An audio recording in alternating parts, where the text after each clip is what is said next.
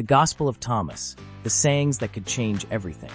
What if Yeshua left behind teachings so powerful, so awakening, so spiritually liberating, that the early church had no choice but to bury them? What if the real threat wasn't heresy, but the possibility that ordinary people might discover their own divine power? This is the Gospel of Thomas, a text that doesn't tell the story of Yeshua. It reveals the mind of Yeshua. Unlike Matthew, Mark, Luke, and John, the Gospel of Thomas contains no miracles, no parables, no crucifixion narrative, and no resurrection story. Instead, it is a collection of 114 sayings attributed to Yeshua, pure, distilled spiritual teaching. It reads like a manual for awakening, a guidebook for the soul, a map back to the divine spark within. This alone made it dangerous. One of the most famous sayings declares, "The kingdom is inside of you, and it is outside of you." This is not the institutionalized version of Yeshua. This is the Yeshua of inner revelation. This teaching removes the gatekeepers. It decentralizes spiritual authority. It places the kingdom of God not in a church, not in a doctrine, not in a ritual, but within the seeker. This is the Yeshua who awakens, not the Yeshua who controls. The Gospel of Thomas teaches that enlightenment is possible now.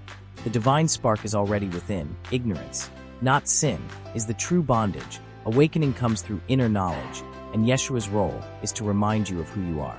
This is a radically different vision of salvation. It is not about appeasing God. It is about remembering God. It is not about being rescued.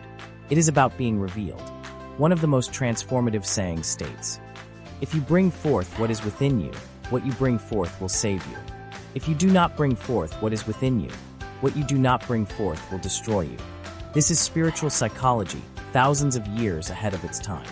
It teaches that your inner truth is your salvation, your suppressed self becomes your suffering, your divine spark is your destiny, and your awakening is your responsibility. This is empowerment at the highest level, and that is precisely why it was suppressed. The Gospel of Thomas threatened the early church because it taught that there is no need for priests, no need for rituals, no need for institutional mediation, and no need for doctrinal obedience. It taught that you and God are not separate, you and Yeshua are not distant, and you and the kingdom are not apart. This was spiritual revolution, and revolutions are always silenced.